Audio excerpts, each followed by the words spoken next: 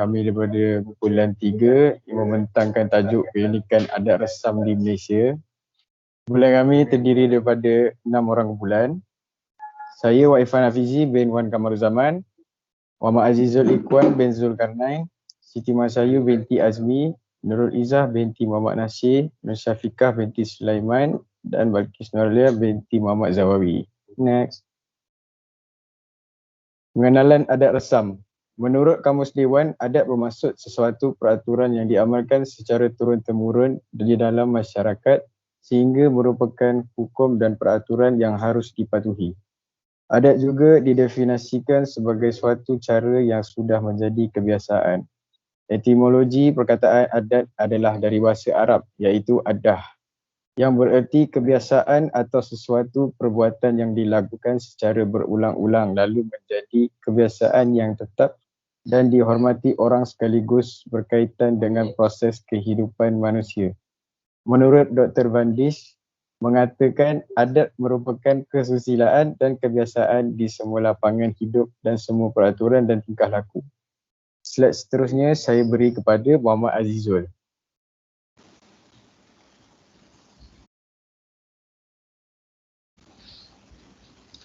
Assalamualaikum, saya Muhammad Azizul Ikhwan. Saya akan menerangkan perkahwinan masyarakat Melayu. Adat perkahwinan Melayu merupakan adat resam yang menjadi tunjang bermulanya kehidupan sebuah keluarga. Masyarakat Melayu begitu berpegang teguh kepada adat resam perkahwinan. Bagi masyarakat Melayu, adat perkahwinan Melayu sangat dititik berat sesuatu upacara dalam peringkat perkahwinan itu akan dilaksanakan secara meriah dan penuh adat istiadat. Setiap perlakuan mereka akan dipengaruhi dengan adatnya yang tersendiri, terutamanya dalam majlis perkahwinan. Malah adat dikatakan akan memainkan peranan penting dalam memastikan kelancaran sebuah majlis perkahwinan. Lazimnya istiadat disusun begitu teratur mengikut langkah yang terancang. Gambar di rajah sebelah kanan saya menunjukkan perkahwinan masyarakat Melayu. Merisik, bertunang, malam berinai, bernikah, majlis perkahwinan. Seterusnya saya akan menerangkan perkahwinan masyarakat Cina. Perkahwinan dalam masyarakat Cina merupakan satu titik tolak yang membawa perubahan besar dalam kehidupan mereka. Perkahwinan penting untuk mengekalkan institusi keluarga dan melalui keturunan nenek moyang dapat diteruskan daripada satu generasi kepada generasi yang lain. Dalam masyarakat Cina, sesuatu perkahwinan itu dirancang dan diatur sebaik-baiknya. Mungkin kepercayaan mereka juga pasangan yang berkahwin tanpa mengikut aturan adat dianggap tidak sah. Terdapat dua bentuk perkahwinan yang diamalkan oleh mereka iaitu split iaitu maksudnya perkahwinan yang diatur oleh ibu bapa atau orang tengah moinging dan implisit iaitu perkahwinan di mana kedua-dua dan perempuan diberikan kebebasan untuk memilih pasangan pada asalnya. Adat resam perkahwinan masyarakat Cina merangkumi peringkat merisik, meminang, bertunang dan majlis perkahwinan. Seterusnya saya akan menerangkan perkahwinan masyarakat India. Masyarakat India merupakan entiti ketiga terbesar di Malaysia dan juga salah satu kaum yang telah menyumbang ke arah pembentukan sebuah masyarakat majmuk di negara kita. Seperti masyarakat lain, masyarakat India juga kaya dengan ciri-ciri kebudayaan mereka dan masih mengekalkan kebudayaan tersebut sehingga kini. Adat resam yang diamalkan oleh masyarakat India mempunyai banyak persamaan dengan kebudayaan masyarakat Melayu. Ini jelas terlihat dalam aspek kelahiran dan perkahwinan. Seperti juga masyarakat lain, masyarakat India terdiri daripada pelbagai suku kaum. Justru itu maklumat berikut hanyalah menamparkan adat resam masyarakat India secara umum. Di sebelah rajah kanan saya terdapat 4 rajah yang menunjukkan perkahwinan masyarakat India. Seterusnya saya akan menyampaikan slot kedua kepada Siti Masayu.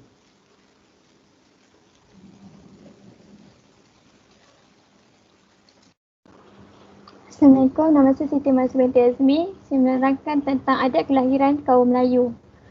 First ialah pengenalan adat kelahiran kaum Melayu, iaitu menempah bidan atau kari perut ialah upacara adat resam orang Melayu bagi bakal ibu yang mengandung 7 bulan anak pertamanya. Tujuan asal upacara ini adalah untuk menentukan dan merasmikan bidan yang akan menyambut kelahiran bayi. Upacara menyambut kelahiran bertujuan mendoakan kesihatan dan keselamatan bakal ibu dan janinnya selamat dari segala bala dan gangguan makhluk halus.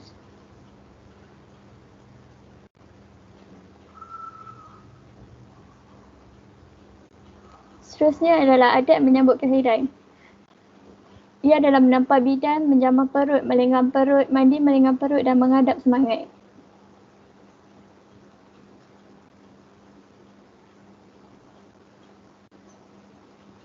Seterusnya menampar bidan iaitu melenggang perut. Ia bagi membetulkan kedudukan bayi sebelum bersalin, mengetahui jantina anak, memudahkan wanita menjalani proses bersalin. Bahan yang digunakan oleh bidan adalah 7 helai kain batik pelbagai warna, sebiji kelapa sederhana besar, secupak beras putih, sepiring beras kunyit, sebilah pisau dan sebatang salur pinang.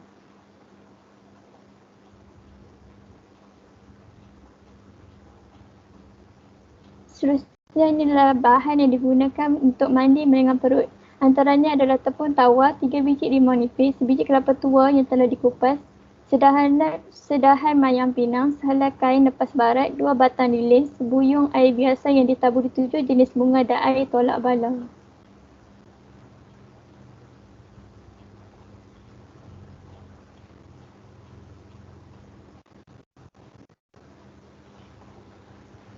Seterusnya adalah adat kelahiran kaum India. Adat balik kapur dilaksanakan ketika kandungan anak sulung menjangkau usia 7 hingga 9 bulan. Wanita hamil tersebut dipakaikan gelang tangan yang dinamakan sukapu bagi melindungi bayi di dalam kandungan. Bayi yang baru lahir akan menjalani upacara mandi minyak. Bayi juga akan dikeringkan dengan asap kemian dan potu disapu di kening bayi bertujuan melindungi dari anasa jahat.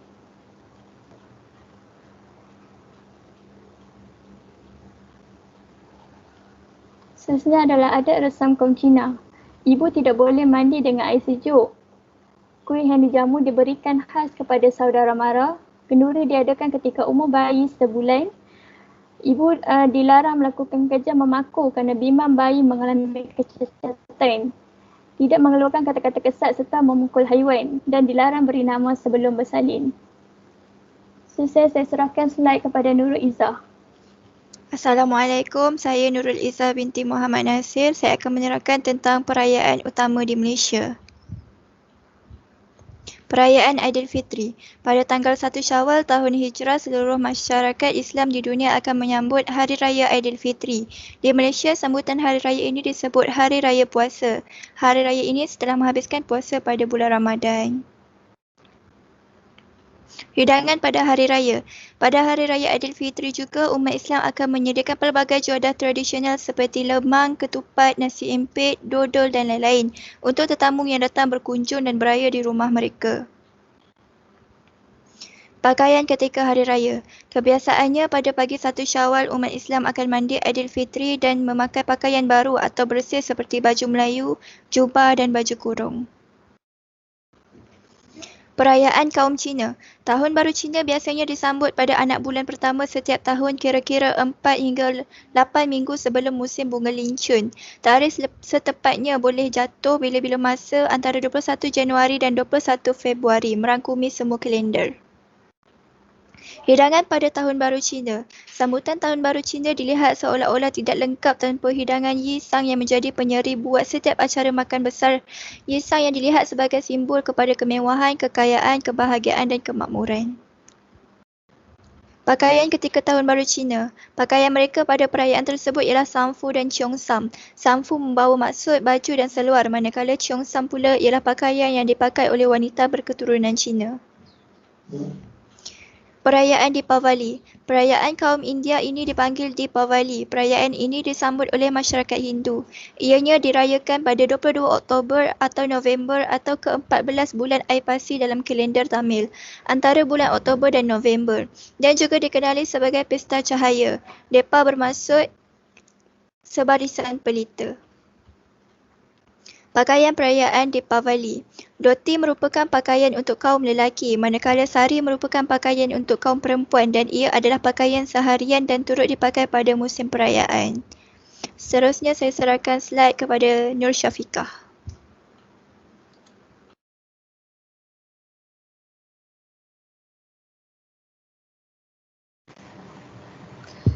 Nama saya Nur Syafiqah Mati Sulaiman. Dalam kebudayaan masyarakat Melayu, ada tiga masyarakat yang biasa kita lihat dari dulu sampai sekarang. Saya mengambil salah satu tarian dalam seni tarian. Jadi Tarian Zapin merupakan tarian Melayu yang berasaskan kesenian Arab di Parsi yang telah disesuaikan dengan kesenian Melayu. Perkataan Zapin berasal daripada Al-Zafan iaitu gerak kaki, dan khazanah tarian Melayu yang mendapat pengaruh dari Arab. Bagi gambaran umum, pada awalnya tarian ini khusus dimainkan oleh kaum lelaki sahaja, namun kini kaum wanita turut serta di mana dua-dua mereka menari dalam kelompok berasingan. Kini tarian Zapin masih lagi dipersembahkan dalam majlis formal dan tidak formal, sebagai contoh majlis perkahwinan dan majlis perasmian dan sebagainya. Next. Bagi kebudayaan masyarakat Cina, malah terdapat salah satu seni tari yang paling popular, asalnya ditarikkan oleh 2 lelaki dan 7 orang wanita. Namun beberapa ketika tarian ini banyak tarikan oleh golongan wanita dalam majlis-majlis perayaan. Pada zaman kuno, rakyat berfikir naga boleh menguruskan air hujan. Rakyat mereka sentiasa berdoa kepada naga untuk turun hujan pada musim kemarau dan menjadikan aktiviti budaya dan riasi mereka. Di samping itu, bangsa Cina sangat memuja naga dan naga ini sebagai simbol tuah untuk dinasti Tang dan Song. Tarian naga telah menjadi aktiviti semasa perayaan yang penting dan mereka akan menari tarian naga untuk menunjukkan semangat orang Cina. Next. Bagi kebudayaan orang India, tarian ini sangat kaya dengan pelbagai jenis tarian. Suku kaum India berasal daripada wilayah Tamil Nadu di selatan India. Tarian Bharatanatyam terdiri gaya klasik dan gaya tradisional. Salah satu tarian yang penuh dengan tradisi yang mana perlu mengambil masa bertahun-tahun kerana terdapat berbagai gerakan tangan, kaki dan mata yang dipelajari demi untuk mempersembahkan tarian warisan lama mereka. Tarian ini berunsur keagamaan Hindu dan cerita daripada tulisan purba Sanskrit Nyaya-Sastra. Merupakan seni bercerita dalam Bharatanatyam ini membuat mereka aspirasi menghambakan diri kepada Tuhan Hindu persembahan di kuil. Tarian ini terdapat 3 bahagian, iaitu Nitra dan Natya. Cerita pergerakan tarian berirama, juga Natya gabungan Triya ini juga boleh dilihat sebagai bercerita menggambarkan watak. Saya teruskan slide kepada Balkis Nur Alia. Assalamualaikum dan selamat sejahtera. Nama saya Balkis Nur Alia binti Muhammad Zawawi. Tajuk yang ingin saya bentangkan adalah kematian. Kematian masyarakat Melayu. Bagi agama Islam, proses pengemudian yang telah ditetapkan oleh syariat Islam adalah dimandikan, dikafankan, disolatkan dan dikebumikan di tanah perkuburan Islam. Di sini terdapat contoh-contoh gambar cara pengurusan jenazah. Gambar pertama adalah mandikan jenazah. Gambar kedua, kafankan jenazah menggunakan kain putih sebanyak 5 lapisan untuk jenazah lelaki, manakala 7 lapisan untuk jenazah perempuan. Gambar ketiga adalah solatkan jenazah. Untuk gambar keempat, jenazah akan diletakkan dalam keranda dan dibawa ke tanah perkuburan Islam.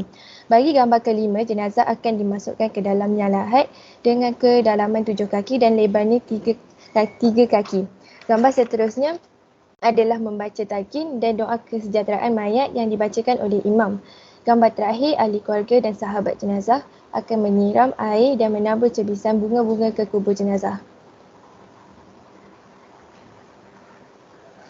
Seterusnya, kematian masyarakat Cina.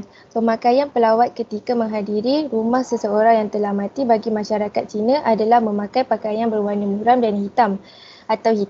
Tidak sama sekali digalakkan memakai pakaian berwarna-warni.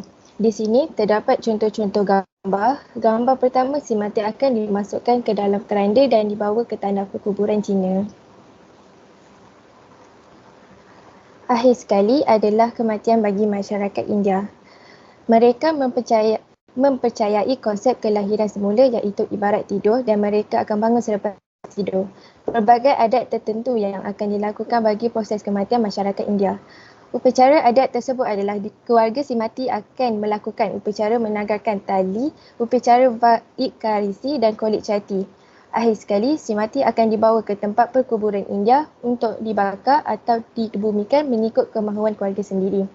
Itu sahaja yang dapat saya terangkan bagi tajuk ini. Untuk slide seterusnya akan disambung oleh Wan Irfan Hafizi. Sekian, terima kasih.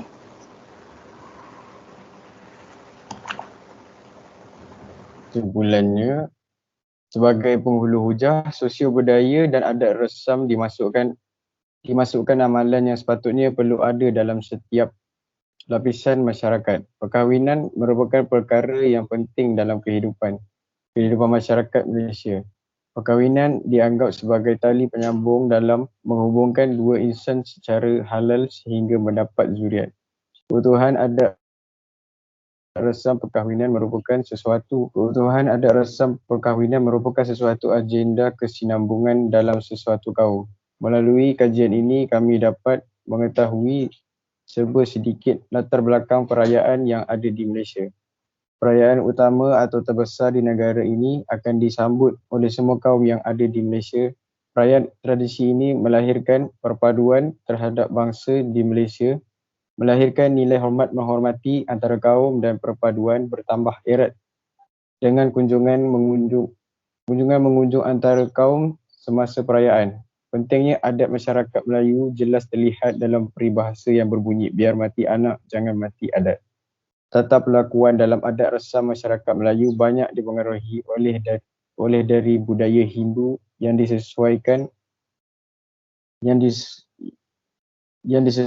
mengikut unsur-unsur Islam. Kebudayaan kebangsaan di Malaysia adalah berasaskan kebudayaan orang-orang Melayu, orang-orang Cina, orang-orang India dan kaum yang lain.